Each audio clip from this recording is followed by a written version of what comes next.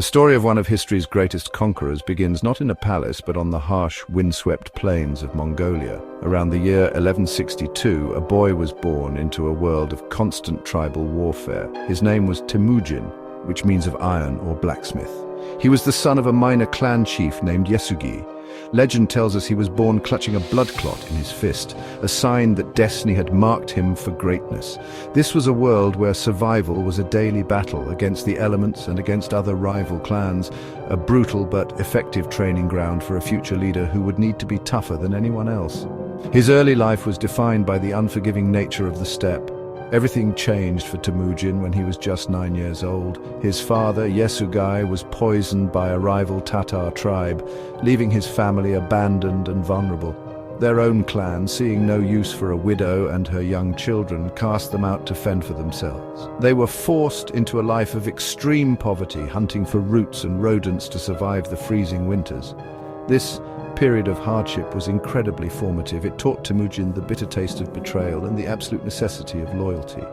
He learned that in the unforgiving world of the Mongolian steppe, alliances were fragile and power was the only real currency. During these difficult years, Temujin began to show the qualities that would later define him. He was charismatic, determined, and possessed a will of iron. He started to gather a small following of loyal companions, including his first and most important friend, Yamuka. They became Anda, or blood brothers, swearing an oath of eternal loyalty to one another. Another key figure from this time was Borte, the girl he was betrothed to as a child. Even after she was kidnapped by the rival Merkit tribe, Temujin never gave up on her. He mounted a daring rescue, an act that helped to build his reputation as a brave and resolute leader. This early period of his life was a relentless struggle for survival and dominance. The rivalry with his blood brother Jamuka grew from friendship into a bitter feud. While they were once as close as two people could be, their differing views on leadership drove them apart. Jamuka favored the traditional aristocratic system of the Mongols, where leaders were born into their roles. Temujin, however, believed in a meritocracy, promoting people based on their skill and loyalty, not their birthright. This fundamental disagreement would eventually lead them into a civil war that would tear the Mongol tribes apart before one of them could unite them all. Temujin's rise from an outcast to a unifier was a masterclass in diplomacy, warfare, and sheer determination.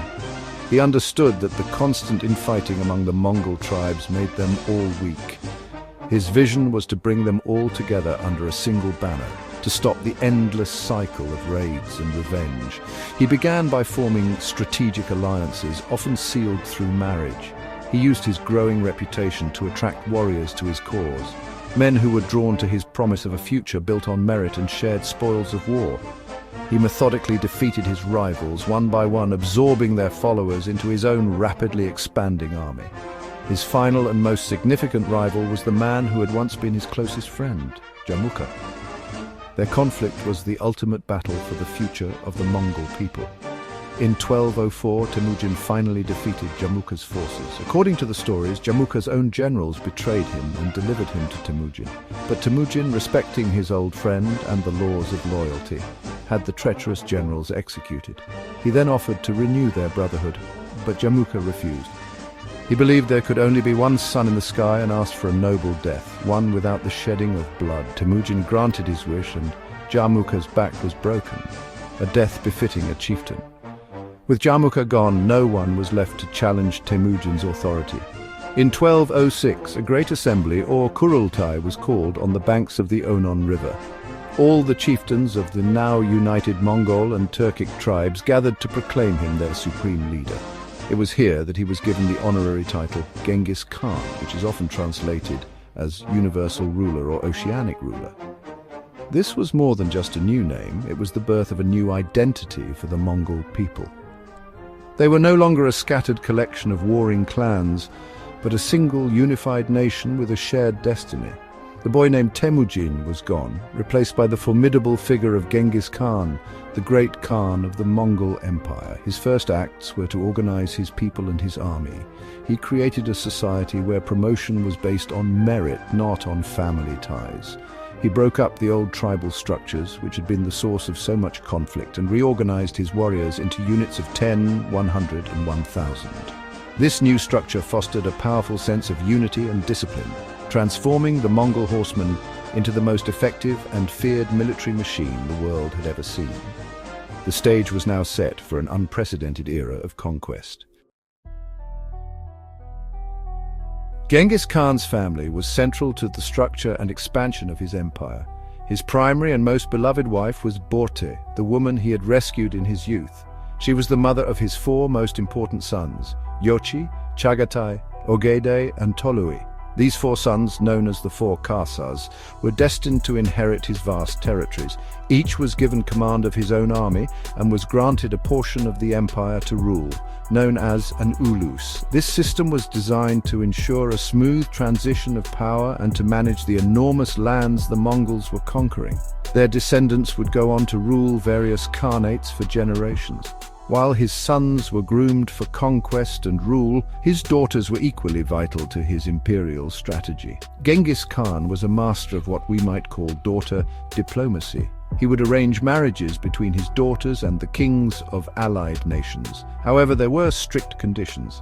The king had to dismiss his other wives, and then to prove his loyalty, he would be sent to fight in the front lines of the Mongol wars. This meant his sons-in-law often died in battle, leaving his daughters to rule their kingdoms as regents. The daughters, fiercely loyal to their father, ensured these allied states remained secure buffer zones around the Mongol heartland. To govern his diverse and rapidly growing empire, Genghis Khan introduced a code of laws known as the Yasa. This was a set of rules that applied to everyone, from the lowest soldier to the highest commander. The Yasa forbade theft, adultery, and betrayal, with punishments that were often severe. But it also contained progressive elements. It granted diplomatic immunity to foreign ambassadors and established freedom of religion, tolerating Buddhists, Muslims, and Christians alike, as long as they were loyal to the Khan. He also created a writing system for the Mongolian language and established a reliable postal system, the Yam, which facilitated communication and trade across his vast domain. With his people united and his army organized, Genghis Khan turned his attention outward. His first major campaign was against the Western Shire Kingdom in 1209, forcing them into submission. He then launched a full-scale invasion of the powerful Jin dynasty in northern China, a war that would last for decades. Perhaps his most famous campaign was against the wealthy Khwarezmian Empire in Central Asia. After the Khwarezmian ruler foolishly executed Mongol envoys, Genghis Khan unleashed a devastating wave of attacks from 1219 to 1221. He laid waste to legendary cities like Samarkand and Bukhara, earning a reputation for utter ruthlessness that struck fear into the hearts of his enemies. Genghis Khan spent his entire life on the move, leading his armies from the front. Even in his 60s, an advanced age for that era, he continued to campaign. In 1227, while leading his final expedition against the Western Shia who had defied him, he died. The exact cause of his death remains a mystery to this day. Some historical accounts say he fell from his horse during a hunt, while others suggest he succumbed to an illness like typhus. Another legend claims he was killed by a captured Tangut princess. Whatever the cause, the death of the great Khan was kept a closely guarded secret to maintain morale until the campaign was won. The final wish of Genghis Khan was that his burial place should never be found. His followers carried out this wish with absolute dedication. According to legend, his funeral procession killed anyone and anything that crossed its path to ensure total secrecy. The soldiers who attended the burial were then executed by another group of soldiers, who were themselves executed. After his body was laid to rest, 1,000 horses were said to have been stampeded over the site to obliterate any trace of the grave. To this day, despite modern technology and extensive searches, the tomb of Genghis Khan has never been discovered. It remains one of history's most compelling and enduring mysteries. After his death, the Mongol Empire did not collapse. The foundations he had laid were strong enough to endure. His third son, Ogedai, was elected as the next great Khan, as Genghis had wished. Under Ogedai and his successors, the Mongol conquest continued, expanding west into Russia and Eastern Europe, and east into the rest of China. At its peak, the Mongol Empire was the largest contiguous land empire in history, stretching from the Pacific Ocean to the Danube River. It connected the East and the West like never before, creating a Pax Mongolica or Mongol peace that facilitated trade, technology and ideas across continents.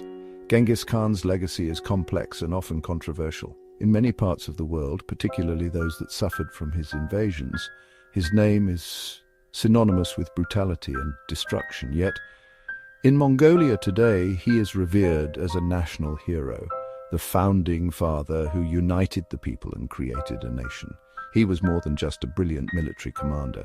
He was a visionary leader who created a legal code, promoted trade, tolerated different religions, and established a system of governance that long outlasted him. The shepherd boy named Temujin did not just conquer the world, he fundamentally reshaped it.